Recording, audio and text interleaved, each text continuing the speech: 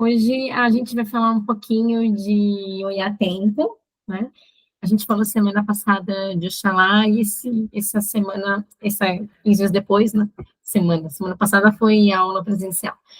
A gente vai falar um pouquinho de Oiatempo, né? Que é a orixá que faz par com Oxalá na magia divina. Então, na magia divina, Oxalá é o trono masculino da fé, e o trono feminino da fé é Oiatempo. E aí acho que a primeira confusão vem agora, né? Oiatempo ou Logunã? Né? Qual é o nome correto da orixá? Qual é a história dessa orixá? E aí eu vou retomar o que o Cláudio fala um pouquinho do Rubens e da magia divina. Né? O Rubens, quando era vivo, ele tinha um terreiro de Umbanda, né? E o Rubens também tinha escola de magia, aonde ele ensinava magia divina. Então, quando ele estruturou a magia divina, ele colocou nos tronos regentes, nas emanações de Deus, os orixás. Ele pegou os orixás que já eram conhecidos pelas religiões de matrizes africanas e ele encaixou nos tronos regentes. Então, o trono da fé. Né? O trono da fé é composto por dois orixás, lembram? Um positivo e um negativo, não como bem e mal. Um como universal, positivo, que emana sempre uma energia, e um como cósmico, que recebe as energias em desequilíbrio e faz tipo um lastro. Então, pensa que a gente tem que ter um equilíbrio entre emanar algo e não emanar demais algo. Né? Imaginem assim. Então, todo o trono regente do Rubens é composto por orixá feminino e masculino, um que absorve a energia e um que emana. Né? Por isso que alguns orixás foram deixados de fora. Então, o Saim, por exemplo, na Umbanda Sagrada, a gente não cultua o Saim.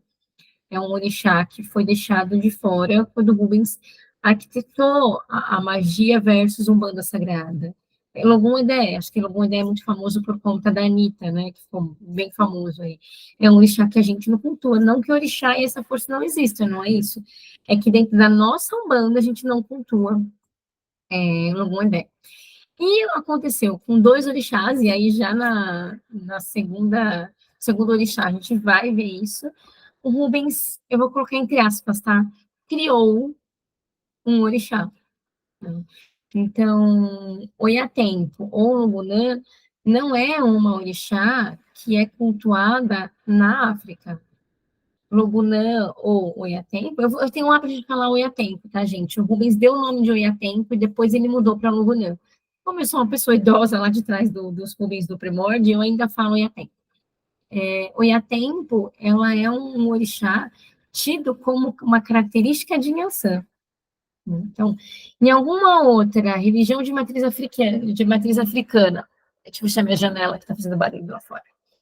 Em alguma outra religião de matriz africana, vocês vão escutar falar de Oiatempo? Não. Ai, gente, peraí, é a Ju. Alguém responde para a Ju que tem aula? Você está aí no WhatsApp, Cláudio? É a Ju Estrela perguntando se tem aula. Manda para ela que tem, que a gente já está aqui, por favor. Obrigada. Obrigada, Cláudio. Então, voltando, Oiatempo, ela não é uma orixá que é cultuada, que existe, na verdade, em nenhum lugar da África. Na mitologia, em nenhuma das mitologias, Congo, Yorubá, e vocês podem ir para qualquer canto aí, da África não existe o orixá. Então, é um orixá que o Rubens criou. Então, ele pegou Inhansã, na verdade, e ele dividiu Inhansã em três, né? Então, Egunitá vai ser... É, Egunitá vai ser um pedacinho de Inhansã, característica de Inhansã, e Oiatempo também. Eu acho que isso é interessante vocês terem na ideia. Tá? Cláudia, posso continuar? Você que sabe, só faz assim. Pode? Tá bom. Então, Oiatempo, ela é uma orixá, né, que vai existir só dentro da Umbanda Sagrada, certo? Como força, ela também faz parte do trono da fé. Como força, ela é a orixá que vai ser o polo absorvedor dos nossos descontroles religiosos. Né? Então, toda vez que a gente estiver no que a gente chama de Olha, eu fiz uma colinha hoje bem bonita, gente. E aí eu não tô colando a minha colinha e já me perdi no que eu ia falar. Ah, já achei, já tô na minha colinha. Todas as vezes que a gente falar da orixá Logunã, Oiatempo, todas as vezes que eu falar que eu colocar que existia um fanatismo para algo, Oiatempo é a orixá que vai organizar esse fanatismo. Então, normalmente a gente usa fanatismo para algo que é religioso. Então, ela vai ter o seu maior foco de atuação dentro da religião. Então, o Iatempo, ela pega e decanta todo o excesso de religião, toda a religião desorganizada que a gente tiver, né? E aí, como força, né, como amparo, o Iatempo, ela vai estar relacionada à religiosidade, que é diferente de religião, certo? Então, quando a gente fala de religião, a gente fala do culto ao sagrado. Isso é importante vocês entenderem. Então, quando eu falo assim, eu tenho uma religião, o que que é essa religião? Nada mais é do que uma forma que eu uso para cultuar algo que é sagrado para mim. Olha, a minha religião é a Umbanda, a minha religião é o catolicismo. Eu estou dizendo o quê? Eu estou dizendo que eu tenho formas de cultuar algo que ali dentro é sagrado. E da onde vêm essas formas? Através de ritos e sacramentos. Por isso que o espiritismo ele não se entende como religião, porque ele não tem ritos e sacramentos. Na verdade, sacramento não, rito eu discuto, né? Eu fui espírita por muitos anos e você tem rito, sim, apesar deles não identificarem o que eles fazem como rito, existe sim. Você tem um começo, um meio, fim, você tem passos para você tocar um trabalho ali dentro do centro espírita, mas eles não se entendem assim porque eles não têm sacramento, então eles não se olham como sendo uma religião. E a religião é algo até que recente. Se a gente pensar em termos de religiosidade, a religião é algo recente. Então, aonde nasce a religião, né? Como que o ser humano começou a cultuar algo como religião? A religião, ela nasce com um rito funerário. E aí, esses ritos funerários, eles não são ritos funerários da morte corpo físico.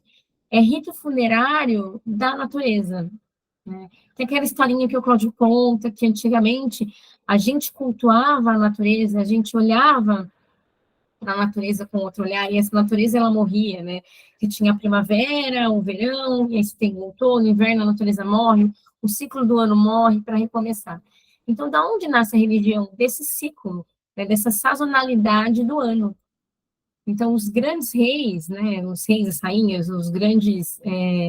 eu chamei de rei e rainha porque naquele tempo a humanidade ainda tinha ali, já tinha um líder ali, já tinha alguém que minimamente organizava aquelas pessoas.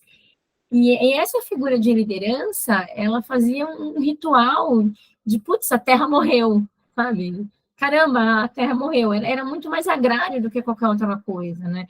A terra morreu, vamos cultuar, vamos fazer um ritual aqui para que a terra volte a viver, e para que eu tenha uma boa colheita, e para que o inverno passe. E daí nasce a religião, dessa conexão. Então, aquilo não é explicado, aquilo se torna algo não pautável, não existia ciência a ponto de se explicar o que estava acontecendo ali, e aí nasce a religião através dessa forma de cultuar, desse rito funerário da natureza. Então, isso é religião. É uma série de rituais que eu faço, né, pensando no sagrado. Agora, a religiosidade, que é a força de Oiatempo, da onde ela vem? Religiosidade nada mais é do que um conjunto de morais e éticas, né? É como eu sou, como eu me porto, e isso sim conectado a algo que é sagrado. Então, quando eu falo de religiosidade, eu estou falando de comportamento, né? E é aí que o Iatempo, ela vai influenciar no meu comportamento. Se o meu comportamento é um comportamento excessivo, se o meu comportamento é um comportamento de fascinação, se eu estou descompensada, então ela vai agir aí. Então, religiosidade é o que a gente tem 1000 postzinhos de internet, né? É o que eu faço, olha que ninguém está olhando. Sou eu comigo e meu comportamento. Não preciso cultuar nada para ter religiosidade. Basta eu acreditar né? Que a forma com a qual eu ajo, a forma com a qual eu me porto, os meus valores morais e os meus valores éticos, isso sim, né, podem estar conectado com algo que é maior, com algo que é sagrado. Então, o Iatempo, ela não tem conexão com religião, e sim com religiosidade, né? Lembrem, Oxalá é a fé, o Iatempo é a religiosidade. Aí eu tinha falado para o Cláudio não gravar, né, porque eu ia falar do livro, mas nada de ser merchan, gente, ó. Quem quiser saber de religião e religiosidade, eu não consigo fazer em versozinho, tá? Esse livro é muito bom. A História das Religiões e a Dialética do Sagrado. É um livrozinho grande? É. Porque aqui ele vai esmiuçar direitinho o que é religião, vai falar do que é religiosidade, vai trazer bastante dessa coisa do religare. A gente que é brasileiro, a gente vive numa cultura judaico-cristã e a gente, às vezes, é limitado para entender coisas fora da casinha. Esse livro foi escrito por alguns historiadores, né? E o cara que escreveu é um historiador muito bom.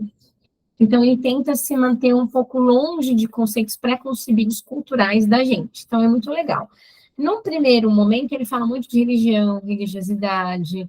Mesmo esse conceito que eu trouxe para vocês de religiosidade, tem outras correntes que vão falar outras coisas. Ele esmiuça bem, bem legal.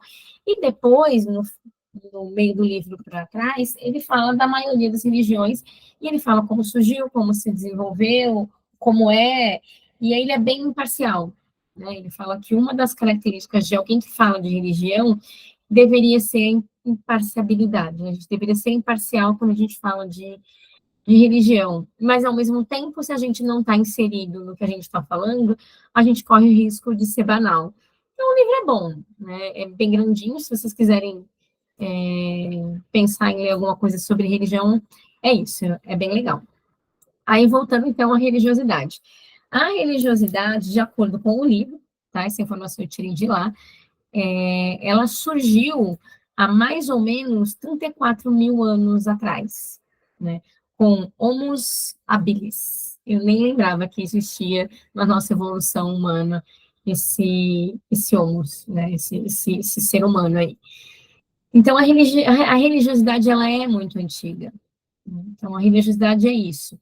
É o que eu tenho de moral, de ética, que me faz estar conectado a alguma coisa maior. E, né, como a gente falou de religião e religiosidade, aproveitei a deixa de ir a tempo, a gente tem a magia, né? Onde entra a magia? Magia e religião? Magia e religiosidade? Na verdade, magia e religião são coisas diferentes. Magia e religiosidade são coisas diferentes, né? O que muda entre magia e religião, né? Muda a posição que eu, como ser humano, estou me colocando naquela realização, naquele poder. Então, se eu falar de religião, eu estou dizendo para vocês que eu vou pedir para alguém executar por mim. Basicamente, tá? Eu estou sendo bem sucinta. Então, eu preciso. Eu queria muito mudar de emprego e eu quero ajuda. Na religião, eu vou pedir para alguém fazer isso por mim. Então, eu vou rezar para um santo, eu vou acender uma vela, eu vou pedir para alguém. Quando eu falo de magia, eu mesmo sou responsável por mobilizar forças que vão me ajudar a mudar de emprego.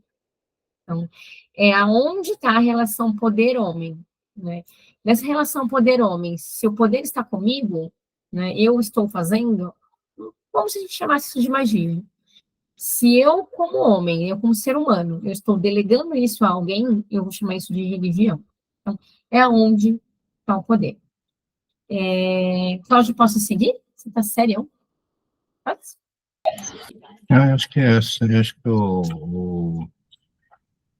que esse conceito do sacramento, que eu acho que o sacramento é uma coisa que é constituída pelo catolicismo, né? Então, ele não identifica para a gente o fato de haver ou não sacramento, não significa que, por não ter sacramento, não vai ter religião, porque nenhuma outra religião tem sacramento, né? O sacramento é uma coisa que foi inventada pelo catolicismo. O catolicismo, ele Não. coloca lá o batismo, o casamento, o funeral como sacramento. Qual esse nome, sacramento? O nome sacramento, ele é do catolicismo. O catolicismo pegou esse nome e colocou como como coisa, mas não é que ele seja... a gente, pela influência do catolicismo, usa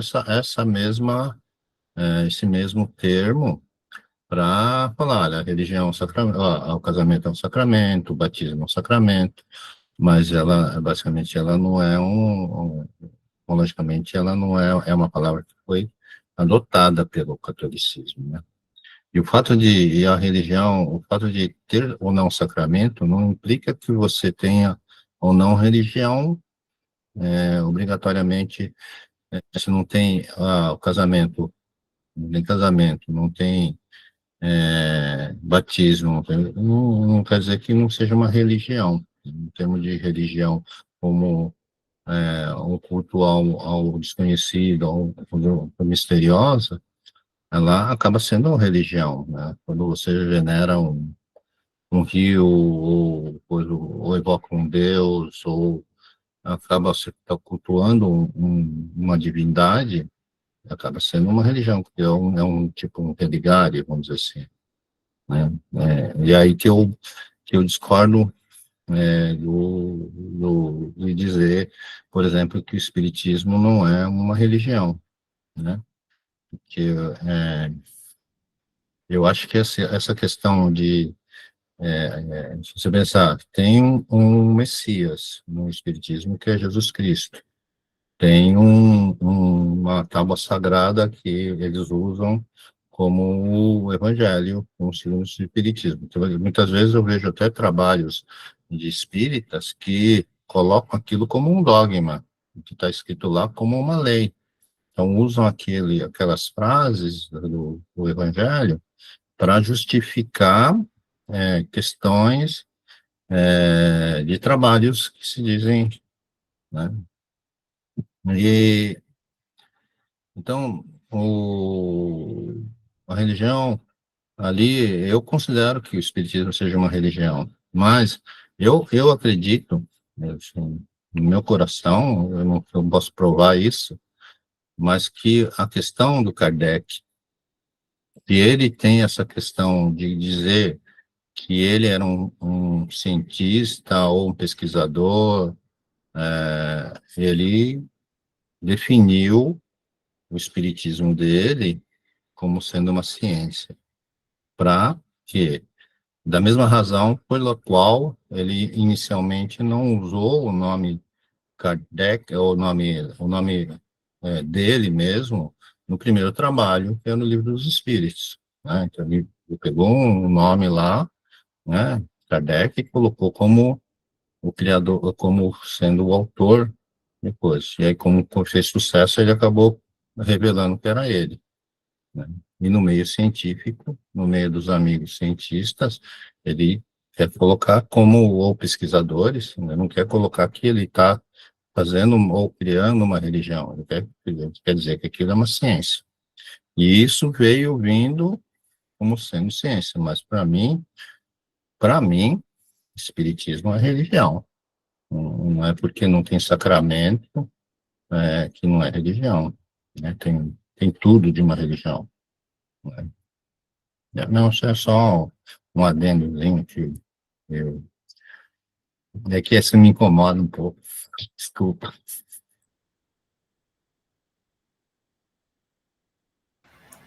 Seguimos. Então, falar de Logunã, falar de Oiatempo, existe pouco material, vocês vão encontrar muito pouco material sobre Oiatempo, sobre Logunã, né? Até para a gente ensinar é algo que é muito, quase que superficial, por isso, porque você tem pouquíssimas coisas, pegar a lenda da criação, né? Não tem Oiatempo nas lendas da criação, né? Tem o que o Rubens traz, então, Oxalá chegou e Oxalá criou um espaço, né? E aí, nesse recorte de espaço, é necessário tempo. E aí é necessário tempo cronológico, né? O tempo minuto, horas, anos, começo, meio e fim. Quem dita a cronologia na magia do Rubens e na Umbanda do Rubens é o Oiatempo. Então, ela é o orixá do tempo, mas as pessoas confundem, né? Não é o tempo clima, não é tipo choveu, tempestou, não. É o tempo cronológico. Então, ela vai cuidar do começo, do meio, e do fim, né? Então, ela fala que, ele fala, o Rubens fala que ela é o orixá do instante início, né, do começo de algo. E por que isso? Porque a partir da comparação de coisas que começaram em tempos diferentes, sabe o que é mais velho, o que é mais novo, por exemplo. Então, ela é esse orixá. É o orixá que vai trazer a comparação do que é velho para o que é novo, né? Porque ela dita o tempo, ela determina o tempo, né? Por isso que, se vocês olharem, e aí hoje eu fui mais espertinha, eu trouxe no meu livrinho a imagem para vocês, porque aquele dia eu desenhei e ficou um pouco, é essa a espiral de Oiatempo. Esse é o símbolo de Oiatempo. É uma espiral que vem para dentro e para fora. Então, Oiatempo, com Oiatempo, você consegue abrir vidas para trás, ela é o tempo cronológico. Quando a gente fez a iniciação da magia das 7 chamas sagradas, lembra que a gente deu 7 voltas para trás? Essas 7 voltas, essa espiral do tempo, a espiral de Oiá. É através dela que a gente acessa, por exemplo, o passado, abre portais no nosso passado e limpa o nosso passado, por exemplo. Ela tem, essa é a mandala de Oiatempo, essa espiral, né? E aí você volta fechando, né, as voltas, fechando essa espiral para você voltar no instante presente, tá? Então é isso, ela é uma orixá cósmica, que ela regula a religiosidade principalmente, né? Não é uma orixá que vocês vão achar facilmente. Se vocês acharem material, é material de Umbanda Sagrada, né? Todo o nosso fanatismo, e aí, por mais que a gente fala de fanatismo religioso, né, a gente vai entrar nessa questão de não é só a religião que tem fanáticos, você tem fanático político, você tem fanático por futebol, você tem fanático até pela ciência, tem uma série de fanatismos. Então, é ela quem regula isso, certo? Então, nas lendas da criação, só para reforçar, Oxalá criou o espaço, né? E quem dita o tempo dentro desse espaço é o IATEM. Gente, vocês têm dúvidas, perguntas? A minha internet está mega ruim, está mega travando, e aí, se vocês tiverem dúvida, pergunta, levanta a mãozinha, abre o áudio. Senão eu vou seguindo. Então, eu só complementar um pouquinho, né, que eu acho que na vida não é só religião, né, em termos de fé, né? Fé é você acreditar em alguma coisa que tenha,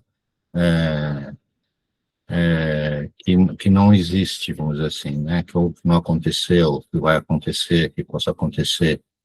E aí não é só a religião. Você vai acreditar em alguma coisa oculta, né? Ou alguma coisa misteriosa, sei lá. A fé também está no dia a dia da gente acreditar que possa fazer alguma coisa ou deixar de fazer alguma coisa. E aí eu entro com, eu acho que, eu não sei se cabe, eu tenho pensado um pouco a respeito, se o vício seria uma forma exacerbada de um tipo de fanatismo. Não sei se cabe aqui, na parte de uma só atuação de Logunã, para quando a gente for trabalhar com viciados ou quem vai atuar sobre esses vícios, seria a Logunã. Não tenho certeza, mas eu acho que é um ponto que Logunã poderia trabalhar, né? E porque ela trabalha muito com essa parte de tempo cronológico e vidas passadas. A gente traz muitas coisas dentro do nosso espírito de vidas passadas. E é através de Logunã que a gente acaba conseguindo acessar essas vidas, esses karmas, entre aspas, né, que a gente não seria exatamente essa palavra, mas seria mais ou menos isso, traduzindo. Então, o Logunã acaba tendo um papel muito importante, né? E realmente, só complementando a questão do Rubens, né? O Rubens realmente ele acabou criando alguns orixás. mas ele também deixou de lado inúmeros orixás. Se for pensar no candomblé, tem, sei lá, 300 orixás. Cada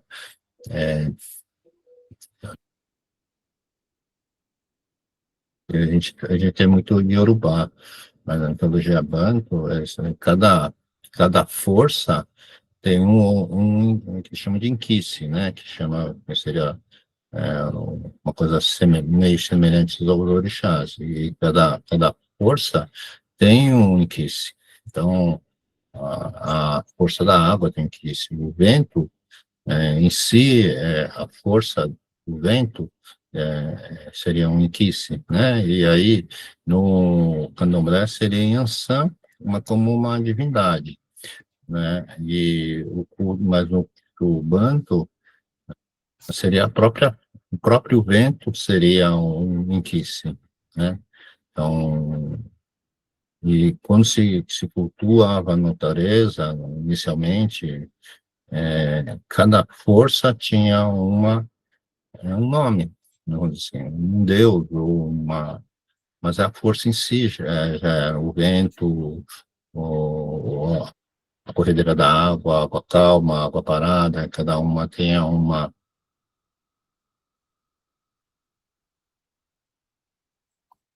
E aí também se criou, em Yorubá se criou os orixás. E aí aí então tem uma infinidade de orixás, porque vem dessa questão das forças da natureza, né? Então a natureza também não se resume a 14 forças, né? O que a gente cultua dentro da nossa Umbanda são 14 orixás, porque são 14 tronos, e o Rubens dividiu em 7 radiações divinas, com dois polos, masculino e feminino, positivo e negativo, para cada trono, tá? Então, por isso que ele acabou resumindo o número de orixás, que facilitou muito a vida da gente, no fim das contas, né? Para o entendimento. Mas as radiações divinas também são infinitas, né? Não se resumem a 14 radiações ou 7 radiações, né? As radiações divinas são infinitas na sua característica. Por quebrar, cada um tem uma radiação diferente, tá? Mas só para complementar um pouquinho. Diga, Marcos. Depois eu te dou a palavra, Sil. Perguntinha rápida. Então, são 7 orixás com um componente masculino e um componente feminino de trono, são 14. É isso que eu entendi? Exatamente. Não, não são 7 orixás. São Não, são 14 orixás. são 7 tronos. 7 tronos e 14 orixás, porque tem 14 masculino e orixás. feminino. Porque são 7 tronos, e cada trono ele é dividido em 2, um masculino e um feminino. Então, para cada polo masculino e cada polo feminino, o Rubens colocou um orixá. Então, por exemplo, na fé que a gente está estudando agora, é o trono da fé, é o primeiro trono. O trono da fé, ele tem um polo masculino que é o Xalá e um polo feminino que é o Logunã. Né? Então, ele colocou o Logunã, como ele não tinha uma característica mais... no início, ele colocou como Oiá-tempo.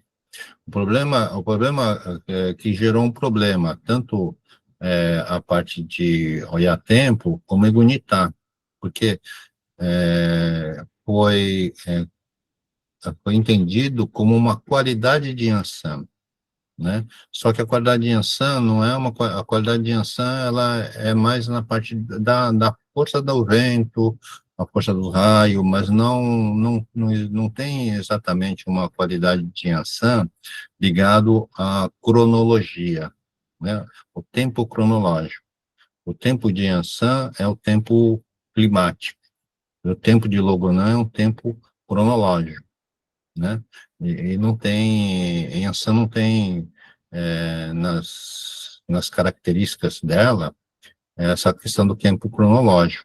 mas como era tempo, acabou virando chamado Oiá tempo. E Yansan também é conhecido como Oiá, né? O Yansan ou Oiá. Você canta para Yansan ou canta para Oiá da mesma forma. E aí também deu muita confusão. Aí o Rubens, então, trouxe esse novo orixá, criou esse novo orixá chamado Oiatem. E aí depois ele pegou o Igunitá e transformou, e mudou o nome para Oroiná. Mas tanto faz, é o trono feminino da fé. O trono feminino da fé, a gente vai cultuar como Logunã ou Oiatem. Então, dá para cantar para os dois, a gente canta para os dois, mas a gente sabe para quem a gente está cantando. O trono feminino da fé. São dois orixás e não uma componente masculina e feminina de um mesmo orixá. Não, são dois orixás, um masculino e um feminino. Então, você vai ter no trono do conhecimento, Oxóssi e Obá, né? O masculino Oxóssi, feminino Obá. No trono da justiça, você vai ter fogo, Xangô, e Oroiná ou Igunitá. A gente que é velho é Igunitá. Nos mais novos é Oroiná, tá? Mas tanto faz, é o trono feminino. A gente canta mais para Igunitá do que para Oroiná no nosso terreiro, porque a gente já é meio velho dessa turma. Silvia? Apertei errado aqui. Então, falando um pouquinho de magia, tem uma espiral, que é de Oiá, que ela sobe e a flecha é lá em cima. E a outra, ela desce e a flecha embaixo. Eu queria saber a diferença das duas, por favor. Não, olha assim,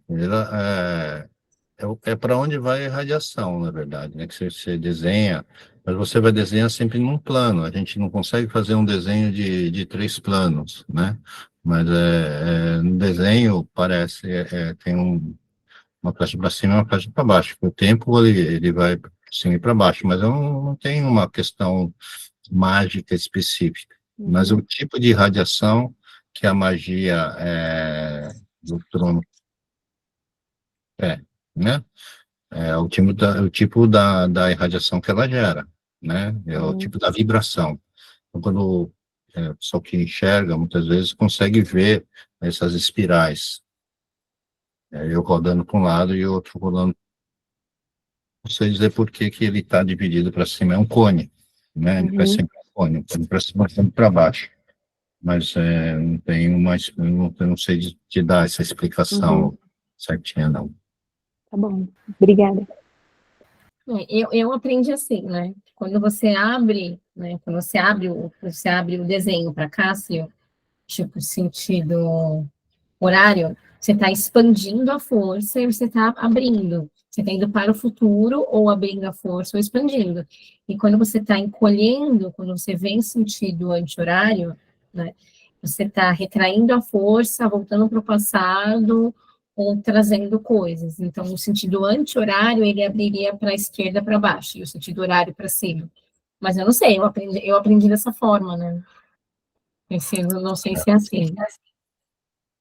Não, essa é assim, a gente tem como padronização que você vai rodar no sentido anti-horário para ir para o passado, no sentido horário para ir para o futuro, né?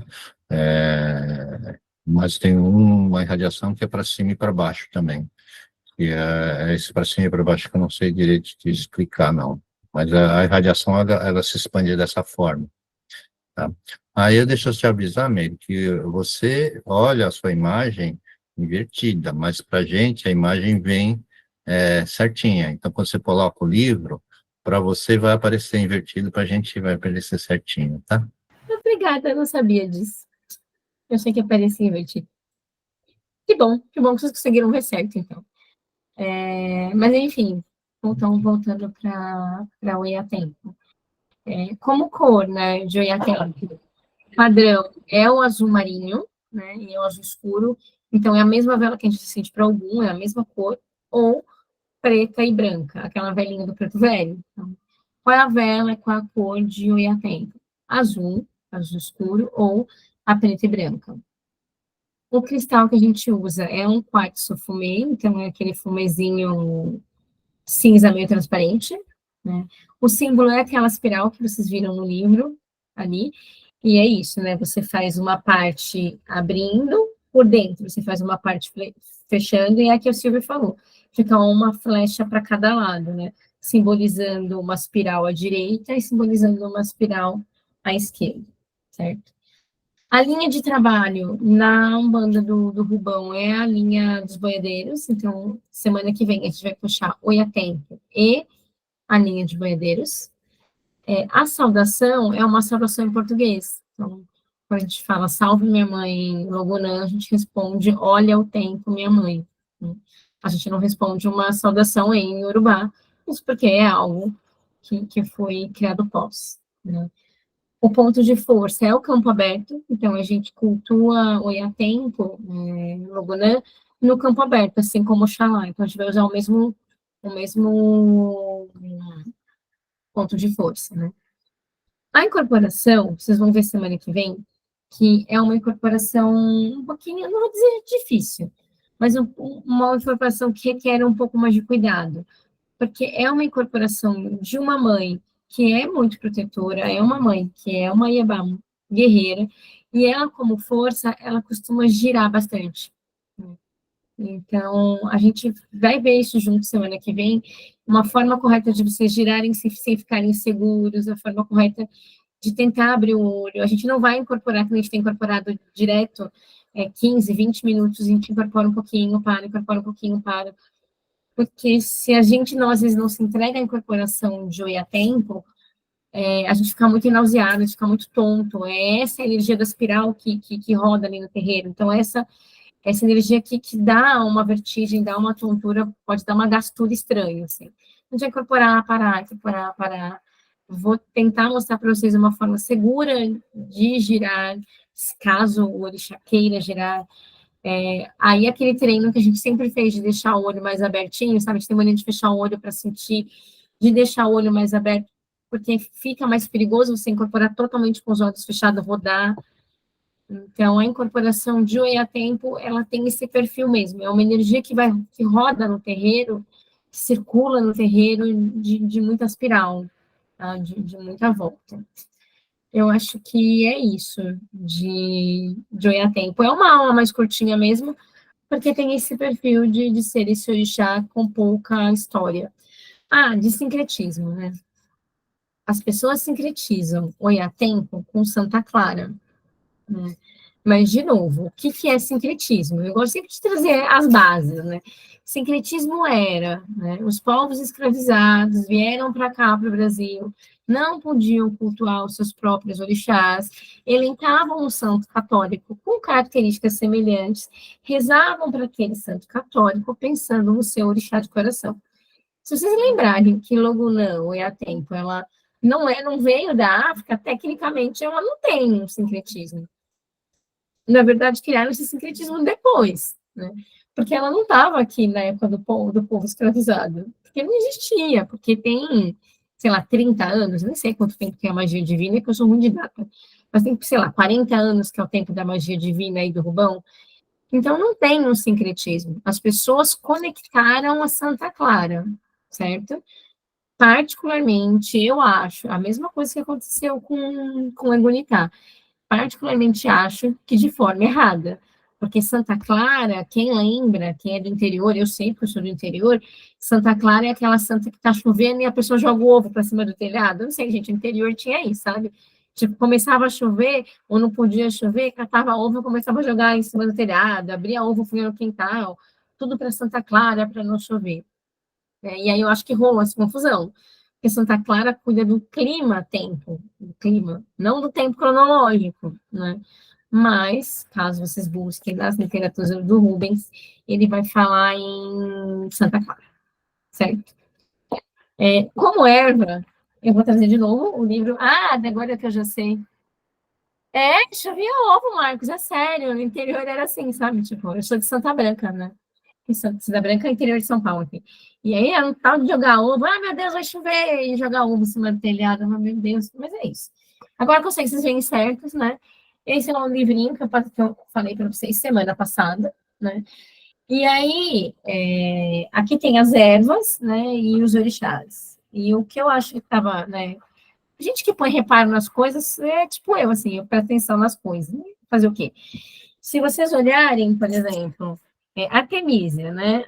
É uma planta. Bom, artemisia não.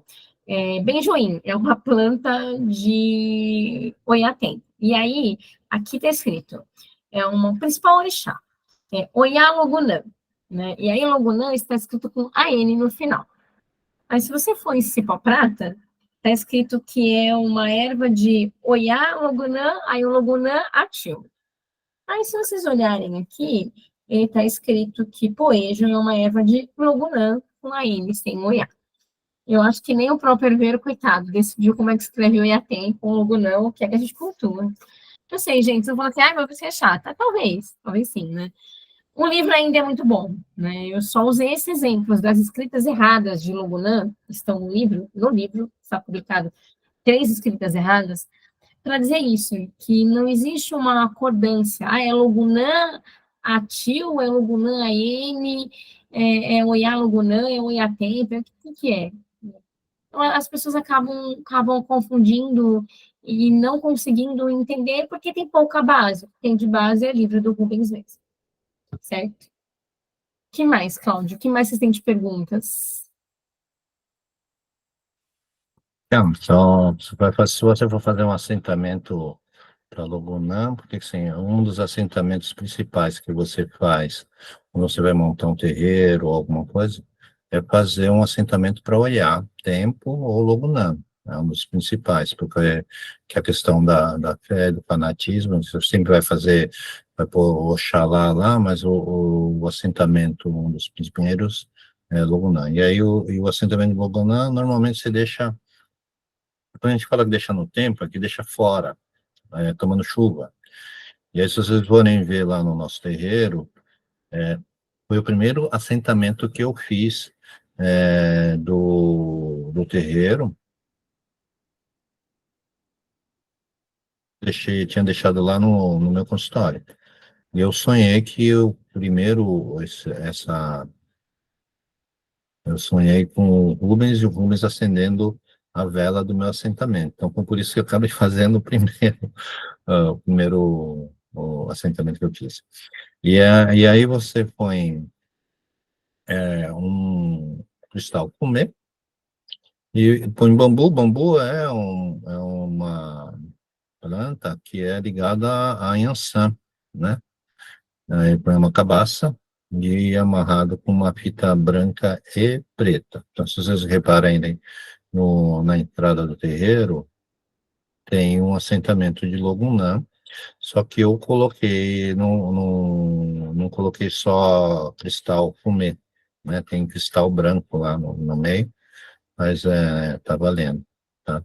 Aí você faz, dá para fazer, você consagra para Logunã, mas é um assentamento dos primeiros que a gente faz quando vai montar um terreno, tá? Lógico que depois vou da tronqueira e depois voltar, né? E aí, como eu sei que vocês gostam, né? Características dos filhos de, né? Aí, de novo, aonde vocês vão achar filho de Logunã, filho de Oiatempo? Vocês só vão achar filho de Oiatempo dentro da Umbanda Sagrada. Tá? As filhas de Logunã não apreciam pessoas imaturas, improdutivas, são muito falantes e grosseiras. Não gostam de roupas berrantes, não gostam de discussões inconsequentes, intrigas, lugares muito agitados, muitas companhias, não gastam seu tempo à toa. Elas apreciam coisas religiosas, apreciam estudo, apreciam música suave ou romântica, gostam de um pouco de isolamento, gostam de conversas construtivas, também apreciam a companhia de pessoas discretas, homens maduros e reservados. Tá? Então, o perfil dos filhos de Oiatempo é isso. São mulheres que, de um modo geral, são mais tranquilas, né? Apesar de ser uma mãe guerreira, as filhas, elas preferem mais discrição do que chegar num lugar tipo Inhaçã e, oi, cheguei, né? São pessoas mais reservadas, né? No negativo, né, uma filha de Loguna negativada, elas são retraídas ao extremo, são ciumentas, possessivas, são evasivas, são descrentes, desconfiadas, não perdoam uma ofensa, e são gélidas e glaciais com seus envolvimentos emocionais. Oh, meu Deus. Então é isso. Lembrando que essas são características de um orixá puro, né? De um modo geral, ninguém é um orixá puro, né? Ninguém é, no geral não, ninguém é um orixá puro. A gente tem mais de um orixá na coroa, por mais que tenha um que determine ali a maior parte da nossa personalidade, a gente nunca é assim, puro e puramente, certo? É uma aula curtinha hoje, Cláudio, vixe, hoje a aula vai ser curta, os meninos não vão nem achar graça na aula. Mas é por isso, porque tem pouquíssima coisa de logo não. Não, é só lembrar, né, assim, é importante a gente saber que a Umbanda Sagrada, ela não é uma religião de origem africana, tá? E essa, assim, a gente acaba recebendo muita pedrada, vamos dizer assim, das religiões que têm uma matriz africana mais forte. A gente tem uma certa matriz africana porque cultua orixá.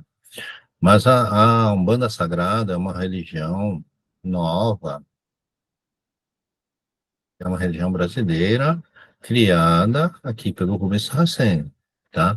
Então, e a forma de cultuar, quem decodificou a Umbanda Sagrada foi através do Rubens Saraceni, o pai Benedito de Aruanda, a parte religiosa, né?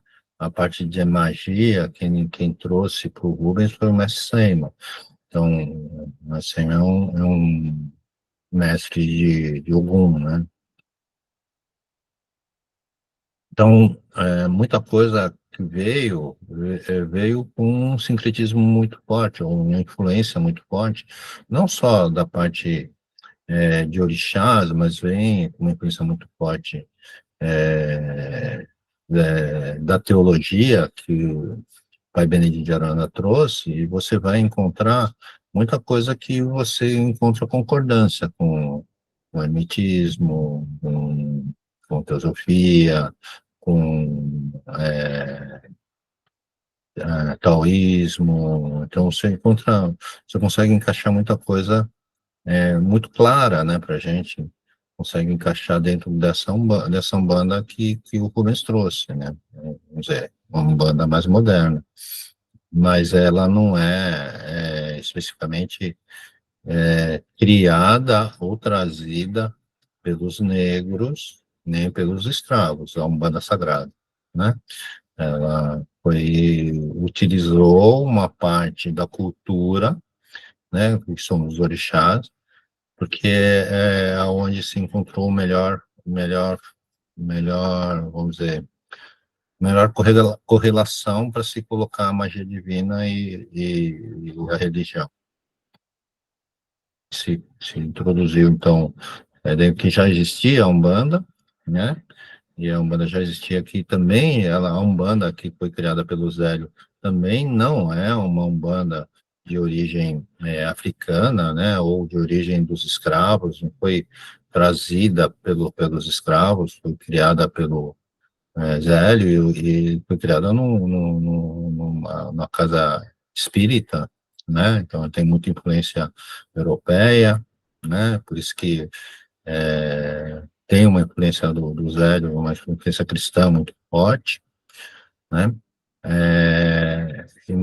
E aí entrou alguns orixás ali no Zélio. Então o Zélio acabou misturando várias culturas, né? Tanto americana, como europeia, como brasileira, né? Então, as pagelanças, o xamanismo brasileiro,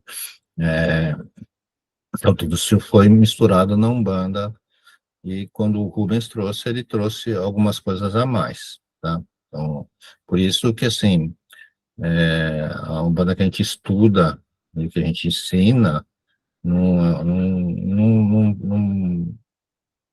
não tem, assim, não é que a gente se apropriou da cultura do candomblé ou da cultura.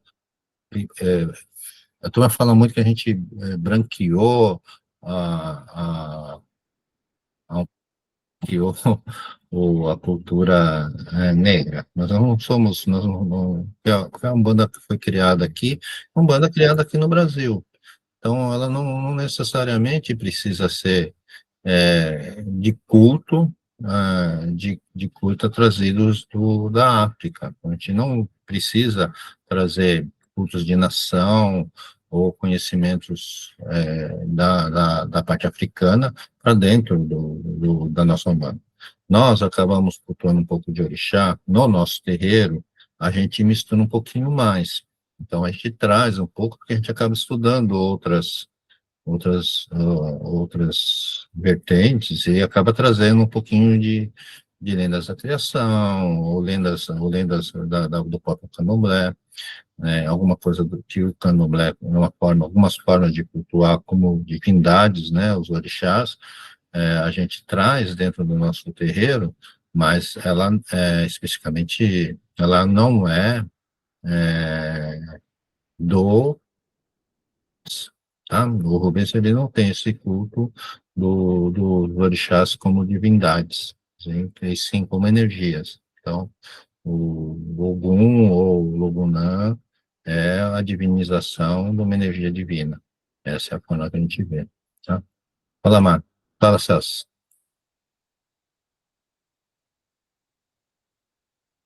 Só pegando o gancho aí do que você colocou, Cláudio, então é o seguinte, tem coisas da Umbanda que você não acha em nenhuma outra religião, nem nas africanas, por exemplo, como as linhas de caboclo, preto velho, isso não tem, né? Da mesma forma como os Exus, como a gente coloca assim, tranca-rua, o caveira, isso também não tem se você for procurar na Ubá, lá na região deles, na antiga, não tem. Então, ela é exclusiva da Umbanda. Então, assim, quer dizer, como a gente pegou algumas coisas, na realidade, vamos chamar de um sincretismo, vai. Na realidade, quando a Umbanda começou lá, em 1906, né, que foi o ano que ela começou, se não me engano, 1906, 1908, uma coisa assim, né, o Zélio, na realidade, foi muito focado em cima da mesa branca do espiritismo, que foi lá que realmente surgiu. O Zélio, ele era, como se falou assim, ele era católico, né, tanto que o tenda de Umbanda teve o nome, acho que Nossa Senhora da uma coisa não santificada assim. Ele não permitia o uso de atabaques, nada na religião, né? Mas como ela era aberta, como a Umbanda é aberta, e como teve início no Rio de Janeiro, então os habitantes dos morros, né, das comunidades, na época eu chamava comunidade, vamos chamar, os que estavam na comunidades, que eram pobres, começaram a frequentar.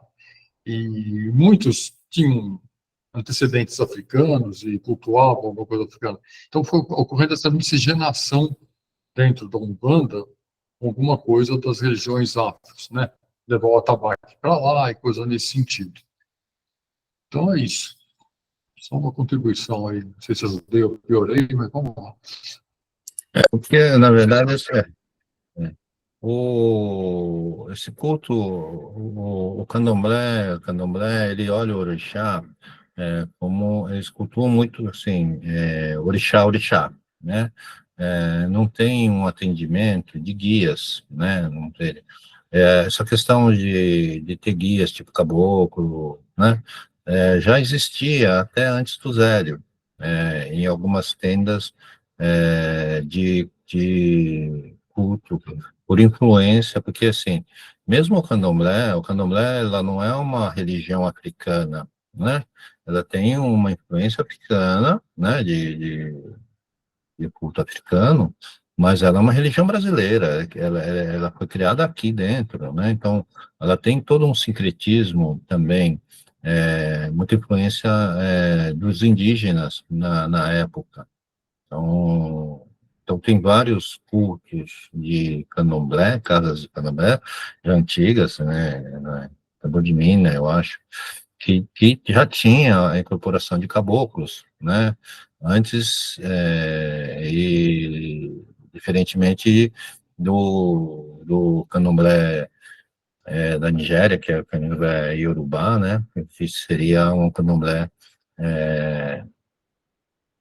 só orixá, sabe? Mas, de qualquer forma, o próprio candomblé a gente considera uma religião brasileira, né, como santeria, né, é uma religião não foi criada da mesma forma, mas é cubana, né? Então, você vai pegar características muito semelhantes por causa de cultos, né, que vêm de influência africana. Mas quando você vai, tem casas aqui, ou pessoas que cultuam aqui, um culto que eles chamam de culto de nação. Então, ele vai lá buscar um culto de nação, vai lá na Nigéria estudar para poder trazer esse culto para cá. Ele cultua o que era cultuado lá. Se bem que lá na África hoje, todos esses cultos também estão muito, né, são mais difíceis de achar, né? Então, eu estava vendo uma pessoa, um pai de santo que é do culto de Angola, né? É candomblé de Angola. Porque assim, a Nigéria é Yorubá, né? Então, o culto de nigeriano é Yorubá. O culto de Angola e Congo é Banto. Então, o culto de Angola e Congo vai cultuar em Kisse, né? E culto Yorubá vai cultuar Orixá. Então, eu estava vendo um senhor que ele foi para lá para estudar e realmente lá também está difícil de achar pessoas que cultuam ainda os cultos, né? Esses cultos, de certa forma, na própria Nigéria se perdeu, né? Então, na própria África se perdeu, porque sim, teve muita influência europeia lá, né? Então, hoje, você cultuar, muitas vezes, tem uma paciente que veio para mim, de lá da África. Eu perguntei sobre os cultos, né? Falou, não, é católico ou evangélico, porque cultuar esse tipo de... Você não tem espaço na sociedade lá, né? Então, para se você ter alguma coisa na sociedade, você não pode, não é mais esse culto, tem que ser da mesma forma que, como a atualidade, ele mata muito da cultura, né? Então, o médico está comentando que foi para o Egito, para eles lá, eles são muçulmanos, a maioria é muçulmana, né? Muçulmanos tem católicos lá, mas a maioria é muçulmana, e aquilo lá é um monte de pedra. E para a gente olhar, olha, você olha aquilo lá, uma esfinge, olha uma pirâmide, tem toda uma história e uma força, que vai pensar que deve ter, né, até um ponto de força, né? É tudo para turista, mas o pessoal lá mesmo, eles olham aquilo lá como um monte de pedra, né? Então, a gente vai buscar, muitas vezes, esses cultos de nação, esse pessoal vai buscar o culto de nação, é que minha cabeça vai voando, né? Estou voltando aqui. Por que que eu falei isso? Porque a pessoa vai buscar, muitas vezes, o culto de nação, mas ela realmente, na verdade, não vai encontrar esse culto de nação mais, né? São de poucas as pessoas que têm, né? E mesmo esses cultos de nação lá, tem uma influência também regional já, de uma influência de colonização, né? Europeia, principalmente. Então, eu não sei como a gente pode aqui hoje, aqui no Brasil, criticar qualquer religião, tipo, falar que a gente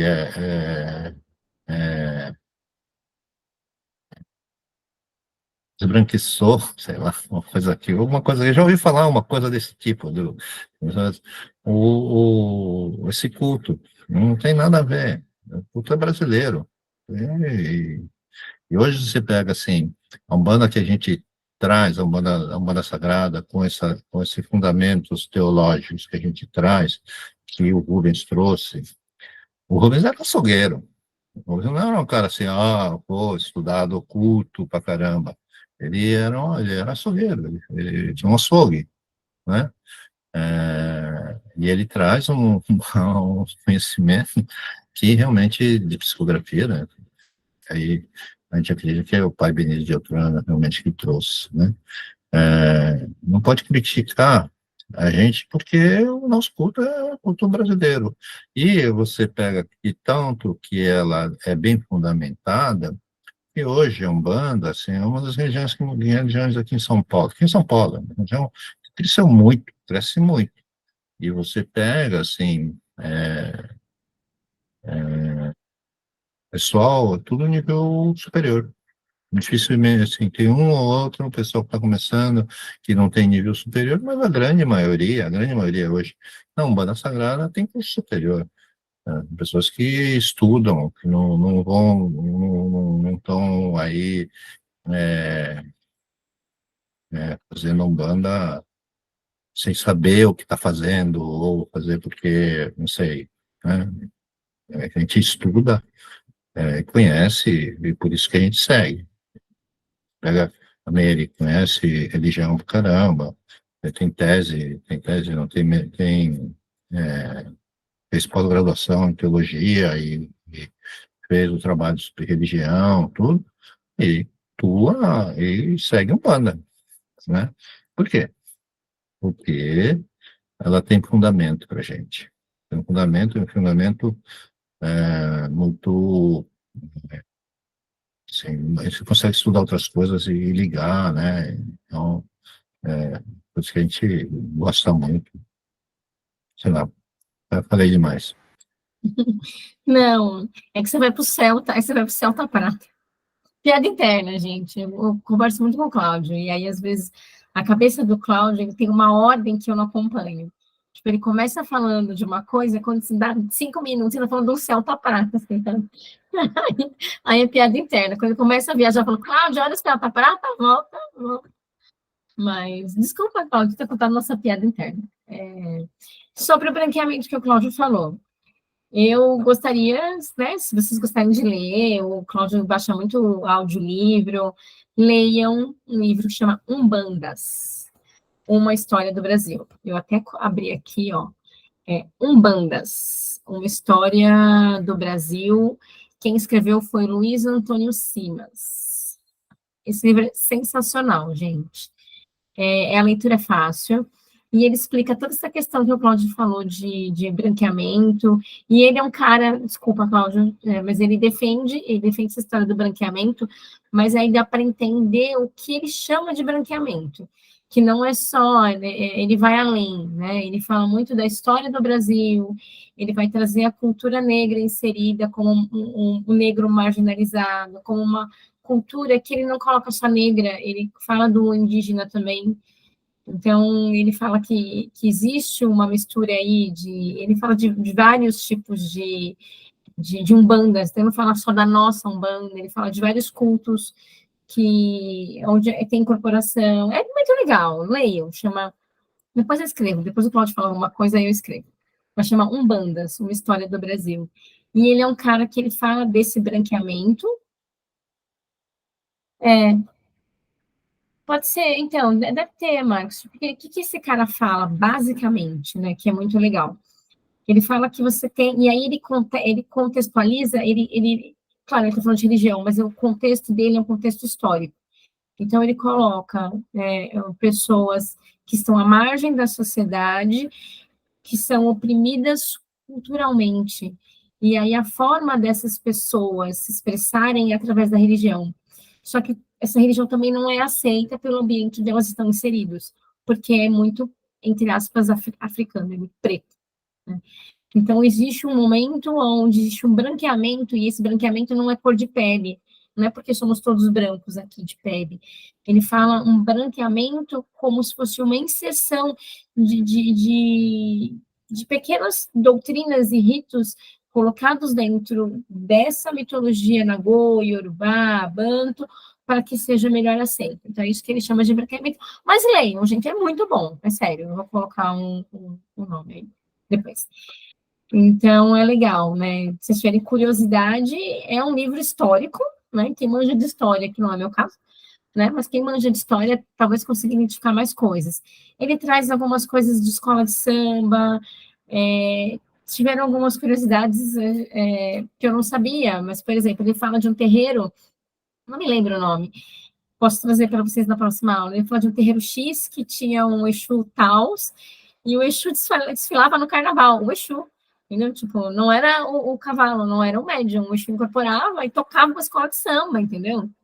E ele coloca a manifestação, por exemplo, essa manifestação de Exu como algo natural em algumas umbandas, né?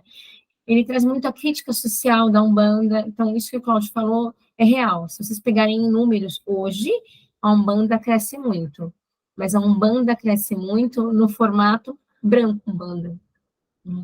O formato de religião, de matriz africana, com muita característica africana, não cresce, né? Então, enfim, gente, desculpa, Cláudio, mas eu não concordo com você, tá? Então, eu acho que a Umbanda cresce sim, a Umbanda cresce muito, mas essa Umbanda, e branca, de novo, não é como cor de pele, é uma Umbanda que você tem dentro da ritualística muita coisa cristã e espírita, e aí a coisa toma um boom, né? Se você volta para a Umbanda, né, que ele chama de Umbanda, mas que são ritos muito conectados à África, que tem incorporação, que tem acostamento, isso, quando é muito arregado, não vai para frente, né? A sociedade não aceita.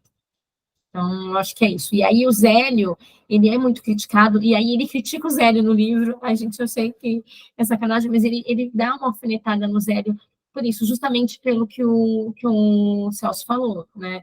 O Zélio, ele traz uma Umbanda, né? Ele diz que a Umbanda do Zélio é só uma Umbanda, é só uma expressão do sagrado conectado à África, com muita coisa, muita nuance espírita, muita nuance católica e muita nuance que foge do que é culto de nação, né? Então, ele dá essa alfinetada, mas ao mesmo tempo ele fala, eu já te dou a palavra, Marcos, mas ao mesmo tempo no livro ele fala algo assim, porém, né, isso é muito importante, porque se não fosse assim, o negro estaria totalmente à margem, né? Somos aqui todos os umbandistas, e em algum momento alguém já escutou alguma coisa por cultuar uma religião diferente do padrão e africana. Imagina se a gente fosse puro, né? Mas ele traz nesse contraponto. Apesar dele achar que houve sim esse branqueamento de cultura, ele coloca que se não fosse assim, o negro e o índio estaria como cultura, tá, gente? Totalmente à margem. Perdão, Marcos, pode falar. Eu não li o livro ainda, quer dizer, né, o contexto talvez esteja fora, mas sempre essas críticas assim, eu fico pensando a questão do espírito do tempo, né? Criticar o Zélio de 2024 ou 2020 é uma coisa que eventualmente não se aplicaria se tivesse com o chapéu da época, com o vestido da época, né? Na época era importante ser feito da forma que foi feito e era aceito da forma que era feito. E com a evolução do tempo, o espírito dos tempos vai mudando isso, né? Eu concordo, Marcos. Ele mesmo faz um comentário assim, sabe? Tipo de, olha, realmente teve esse branqueamento, mas foi necessário. Então, eu acho legal de ler, gente. Eu acho, porque é isso, né? Eu li, e dentro de, sei lá, 300 folhas que tem no livro, 200 e pouco, tem coisas que me chamaram mais atenção, tem coisas que eu li mais batido, talvez para cada leitura individual de cada um, o livro pegue em momentos, em partes muito diferentes. A do Zélio me tocou porque eu sou um banda Zélio. É isso. Você vai falar mais alguma coisa, Cláudia? Eu queria falar mais uma outra. Não, eu só completar que, assim, o Zélio, ele é um marco importante, né? E assim, a grande característica, a grande mensagem que traz o Zélio, porque ele traz porque o kardecismo, o espiritismo, né, na época do Zélio, é muito elitizado, né? Aliás, o espiritismo, ele nasceu elitizado na Europa, na França. Eram rodas de pessoas elitizadas. Agora, e aqui também era muito elitizado. E aí se elitizava não só as pessoas que frequentavam, mas como se elitizava os espíritos que poderiam trabalhar naquelas mesas, né? Então, não se aceitaria, por exemplo, um preto velho né, tem que ser bezerra de bezerras para cima. Então, o Zélio, ele trouxe essa questão dos excluídos para poder, dentro da Umbanda dele. Então, o grande marco dele, a grande mensagem que ele traz, é trazer essa parte dos excluídos, né, corroborando, então, aí com o que a Mary está falando, né, que é onde os negros, os indígenas, só não encontravam um lugar dentro da Umbanda do Zélio, que seria não só os espíritos excluídos, como as pessoas excluídas, elas conseguiriam ter um lugar para cultuar, né? E a grande coisa que eu vejo, assim, no meu coração, tá? E já é uma coisa particular minha, que eu vejo dentro da Umbanda, da Umbanda em geral, é que ela não é uma religião é uma religião de libertação, porque a gente cultua o nosso templo dentro de nós mesmos, né? Nós cultuamos os nossos guias em nós mesmos, nós não somos dependentes nem de rituais ou dependentes de pai de santos ou de terreiros, que, né, você está num, você vai no outro, né? Deu certo, não vai no outro. Você tem uma liberdade, é uma coisa que te liberta. Então, ela trouxe uma liberdade para mim, em termos de religião. Eu acho que essa é uma das razões que mais cresce, porque as religiões, muitas delas, ou a grande maioria delas, elas são criadas para se dominar. É uma forma de dominação pela fé. A religião acaba sendo uma forma de dominação pela fé. O catolicismo, para mim, é o grande exemplo disso, né? Que através da fé, Constantino teve essa ideia de juntar lá os bispos na folha de pagamento e criou, então, o catolicismo. O catolicismo é um grande exemplo, né? Você só pode se casar, você só precisa se batizar, você tem que confessar o padre, etc. Tem várias coisas rituais de dominação. E a Umbanda não, a Umbanda é você com seus guias, você com as suas forças, você com as forças de Deus, com você mesmo. Você está andando na praia, você tá flutuando, né? Então, a Umbanda liberta, e eu acho que é por isso, o grande coisa. Agora, a Umbanda também, ela é muito aberta nesse aspecto. A Umbanda Sagrada, ela é um pouco mais fechada, porque ela tem os seus fundamentos trazidos pelo Rubens ou o pai Benedito de Aruanda. Mas a Umbanda em si, quando você fala de Umbanda, a Umbanda aceita outras influências. Todas as influências ela pode aceitar, porque se a gente partir do Zélio, né? Então, o Zélio aceita todos aqueles que vierem para poder praticar a caridade, né? Que é o dogma do Zélio, né? Que é praticar a caridade. Então, todos os espíritos das pessoas, então, por isso que a Umbanda então aceita que você tenha todas as vertentes que a Umbanda tem, desde uma Umbanda católica, que a gente já ouviu falar, já ouviu falar, né? Já viu Umbanda cristã, Umbanda que reza Pai Nosso, mas tem vários, e não tá errado, porque a Umbanda ela não é uma religião verticalizada, é uma religião horizontalizada. Cada terreiro, ela vai ter sua característica, e sua característica, ela traz a influência e o conhecimento dos dirigentes, né? Então, um terreiro não vai ser igual ao outro, mas nenhum está errado, né?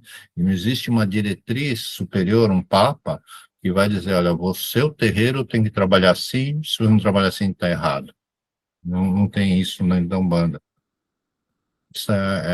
A Umbanda, ela é muito versátil nesse aspecto também, né? Mas já me falaram uma vez que se você participa de um terreiro de Umbanda, e você olhar para o altar do terreiro e não tiver nenhuma mudança dentro desse ano, então procura o terreiro, porque aquilo está estagnado. Então, ao conhecimento, o estudo é importante, a gente se estudar e trazer conhecimento e trazer coisas para enriquecer a Umbanda, né? A nossa Umbanda, a gente pensa dessa forma, né? Então, a gente sempre está procurando alguma coisinha, mesmo que seja uma luzinha azul, para dar uma coisinha diferente lá. É isso aí. Então, quem quiser, quem gostar de ler, leiam. Eu acho que vale o conhecimento que existem outras umbandas e o que é umbanda. E eu coloquei o Código de Culto de Nação, eu coloquei lá no chatzinho, né, um blog, e eu sigo essa menina no Instagram e eu leio o blog dela. Ela escreve muito bem. Ela ela não é umbandista, ela não é candomblessista, ela faz um culto de nação iorubá. Então, é o que o Cláudio falou, o culto de nação é um culto mais próximo com o que existia na África antigamente. E aí ela faz um culto de nação iorubá. Lembrem que a África, ela não é só um país, ou na época, só um reino ali, né? Ela era muito grande. Então, dependendo da onde existe a inspiração, digamos assim, né? Você tem nomenclaturas diferentes, você tem muitas coisas diferentes. A nossa Umbanda é baseada no povo iorubá. Então, falar de culto de nação, como o Cláudio falou, você falou o quê, meu bem? Eu nem lembro. Congo, né, que você falou? Nigéria? Ah, não, culto de, assim, culto de nação, eu não sei que culto que é que ela faz de nação, Ela acho faz um que é culto de nação Yorubá, iorubá, ela faz. ela deve ser Mas, Nigéria, mas se você pegar Nigéria. Congo, é Nigéria, né? Angola é Banto, Angola é Banto, é. Nigéria é Yorubá. Então eu confundi. Então ela faz ela faz um culto, sei lá, nigeriano, iorubá. Se você pega um culto Congo, por exemplo, os orixás têm outro nome, é outra forma de cultuar, é outro tudo. Então, pensando em culto de nação, para que a gente entenda melhor, é legal olhar o culto de nação iorubá, porque daí Oxum vai chamar Oxum, entendeu? Ogum vai chamar Ogum. Se você sai do iorubá, até os orixás vão ter outros nomes. O orixá não vai ser orixá, o orixá vai ser Nkice, e aí dá uma bagunça muito grande na cabeça de vocês. Então, se vocês tiverem curiosidade, tá? O Instagram dela é muito legal, então quem gosta de Instagram, quem gosta de ler blog, eu botei o link do blog. O blog também é muito bom de ler, certo? É muito legal. Mas é isso, não é umbanda, não é candomblé, é culto de nação, né? É o que ela conseguiu, e tem alguns dos vídeos, ela tem vários vídeos publicados, ela mesma fala, é o que ela conseguiu, juntando todo o conhecimento de ter ido para lá, de ter estudado aqui, o que ela conseguiu juntar de conhecimento com algo que se assemelha ao que era cultuado. Então, aí é mais curiosidade mesmo, se vocês tiverem curiosidade, eu diria, sigam ela, leiam o que ela tem para escrever, é bem, bem, bem legal. Tá? Então, é só curiosidade mesmo. Isso é. Se vocês estiverem fazendo nada no Instagram, entra lá, Meu Coração Africano. É bem bom mesmo. Recomendo. Era isso, gente. Não é demais, né? Cláudio, quer falar mais alguma coisa? Alguém tem dúvidas? Não vou ler a oração de Oiatem. Eu acho que para mim tá tudo certo. Acho que é legal a gente ter discutido algumas coisas que for fugir um pouquinho de Oiatem, mas é religiosidade, religião, é fé, né? Então, eu acho que acaba até para a gente se localizar em termos de Rubens, em termos de Umbanda Sagrada, outras Umbandas, né? E o que é Yorubá, né? Para a gente, a gente usa termos em Yorubá e o orixá são em Yorubá, por isso que a gente usa termos em Yorubá. Muitas vezes a gente não sabe nem o que está falando, né? Isso é um negócio meio complicado às vezes, né? Mas é isso. É isso que o Cláudio falou. A gente está falando de religião, religiosidade, então ainda é pertinente. Tá bom? Eu vou ler a nossa oração à Mãe Logunã. Esse livro tem a revisão do Rubens, então Logunã está escrito com Logun ativo, tá? Não está Logunã com M, nem Logunã com AMT, sei lá. Não, tá Logunã. Vou botar os óculos que eu enxergo, tá, gente? Não consigo ler a oração. Oração amada Mãe Logunã, Senhora do Tempo. Amada e divina Mãe Logunã, Aceite o despertar consciente de nossa religiosidade, de nossa fé no divino Criador Olorum. E beneficie-nos com a vossa ação positiva e ordenadora, atuando em nossas mentes, ideias, criações e religiosidade. Livra-nos, ó Mãe, de fanatismos e excessos emocionais, ordenando e direcionando positivamente a nossa religiosidade, para que jamais desvirtuamos a nossa fé.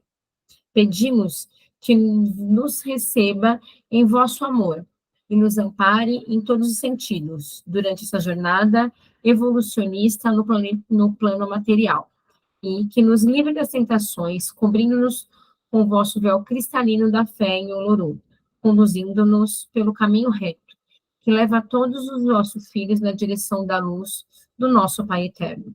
Mãe benevolente, que nos auxilie em nossa caminhada, para obtermos o nosso progresso, tende piedade dos vossos filhos, que estão iludidos e desconhecem a verdadeira fé. Tende piedade daqueles que se deixam abater em cada provação pela qual tem de passar. Mãe Loguna, que vossa luz ilumine a nossa Umbanda e nos abençoando e nos trazendo fé, humildade e união, para que possamos trabalhar em prol da caridade e, assim, sermos merecedores do vosso amparo. Nós, filhos de Umbanda, pedimos a vós que clareie a nossa fé, fortalecendo-a para que não nos enganemos com falsas verdades. Pedimos-nos o vosso perdão, Mãe Loguna, se falhamos em nossa missão, deixando o egoísmo e a vaidade tomar conta de nós, esquecendo o nosso próximo e o vosso bondoso Deus Supremo. Traga-nos, Loguna, a vossa bênção para termos segurança e coragem, para seguirmos sem desistir, quando os momentos se tornarem difíceis. Que possamos continuar nossa luta sem perder a fé e sermos conduzidos pela vossa luz que nos levará ao encontro de Deus. Apresentamo-nos a vós e solicitamos o vosso amparo e o vosso guia, e a vossa guia luminosa para nos conduzir nos campos luminosos, quando os campos escuros, sempre iluminando por vossa luz cristalina e amparados por nossa fé no Divino Criador. Proteja-nos, vossa luz. Proteja-nos com vossa luz e com vossa força mágica, dando-nos amparo necessário para cessar as atuações de forças malignas sobre nós. Alimente nossa alma, Mãe Divina, com a vossa energia de irradiação na fé, nutrindo-nos com vibrações de religiosidade, para que trilhemos caminhos retos no amor, na justiça e na fé, para acelerarmos a nossa evolução. Salve, Mãe Divina na fé, salve, Divina Mãe Loguna, que nos traz o tempo na fé. Olha o tempo, minha mãe. É isso, a gente pode continuar papeando, porque a gente ainda tem meia hora, mas eu acho que de Logunã é essa conexão entre fé e religiosidade, né?